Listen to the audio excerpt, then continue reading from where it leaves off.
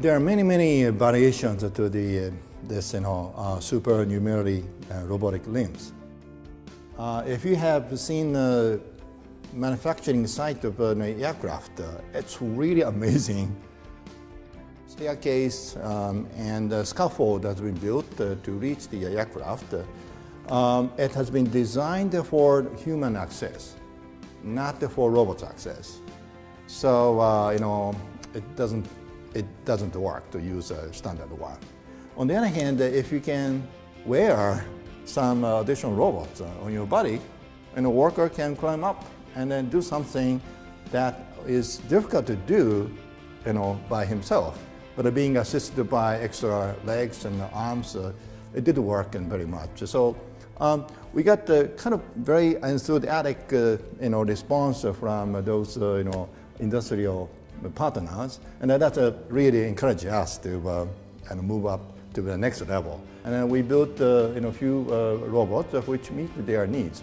And one is just holding, kind of a bar, and robot comes in and they replace the human holding it and clamping it. And at the same time, this one is connected to the human body, and the human body is very much stabilized. Even though the kind of in a dangerous place, those workers have to work, but his body is secured, and then perform the task very precisely. Another variation to this supernumerary robotic limbs is to put the extra fingers to your hand. We found some interesting applications, but on one, I would say, kind of a killer app we found is to use this one for assisting in a handicapped. So someone lost one arm, and then actually for years people tried to control their prosthetic arms. But it's a hard job to be very much dexterous as your real hands. So the idea is that how about, so for instance, if you want to open a open some jar and a lid, you do need two hands, right? One hand is to hold the jar body, and the other is to turn the lid. If instead, extra hands and the fingers here is to hold the jar, you can easily rotate it. Handicapped people, they face many difficulties. If the technology is well developed, someday that technology is also useful for healthy people. There are many examples. Alan Bell's developed the telephones just to better communicate with his relatives next room. An automatic door is originally for handicapped, but that's actually useful for us. So it's a little difficult to imagine right now, talking about the extra arms and the legs. But I believe that if this technology is properly developed, that is not the scientific fiction. It can be a really useful one.